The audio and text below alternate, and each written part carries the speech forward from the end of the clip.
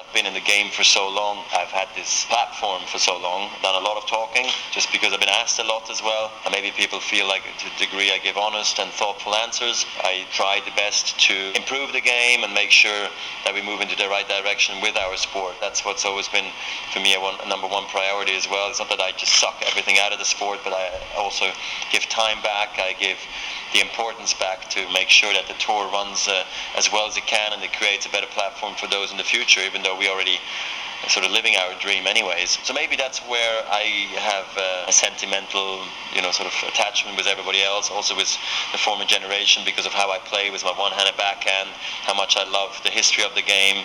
So there's many, I think, things that people might think are kind of fine. I think I have a big demographic of people's lives I touch, try to be a good role model in the process, one that can inspire. Maybe many kids like me, so do they like other top guys, which have great characters and are great for the game. But I think also to the elder people who have followed tennis for a long time, I've been there. So I think that's where maybe I touch so many lives of so many people. There's many things that keep me going, but that feeling of game, set and match Federer, where you can throw your hands up in the air and feel like you've just achieved another dream that you've set yourself. That's those moments you want to relive, because those are the best moments as an athlete after putting in all the hard work to come out on top. It's a great feeling for any athlete, and you want to stay hungry and motivated as long as possible. Important is that you love what you're doing, that you accept losses, but you try everything that you don't lose. And if you do lose, you take what's positive out of those losses. I always question myself in the best of times and also when things don't go well. So I don't panic when I lose from time to time. It's just the way things go on tour. Today I know pretty much every time I walk on court, I've given myself the best possible chance to compete. And then you also have no regrets. So when you lose, then you can give much more credit, I think, also to your opponent, and you have less excuses, because I don't want to have any excuses when I lose my matches. I want to be able to give credit to my opponent who beat me fair and square and who was better on the day, and that's totally fine. But important is to keep on trying to improve as a player, and then so you move on as we speak.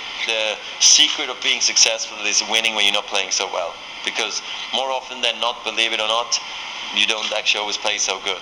But it's about managing those expectations with the expectations from the people and managing your opponent's game, because some playing styles suit you better and some don't, and that's also what people sometimes forget. I want the game to be better off. I want to have been there when things went upwards in our sport. I want to make sure that, or I hope that players could learn from the top guys who are in the game today, maybe how to behave on a tennis court, how thankful they should always be on a daily basis to their fans and sponsors alike. If people say they had a good role to play in the game of tennis, that's great, because tennis at the end is always bigger than any other athlete. I'm looking for many more great moments in my career.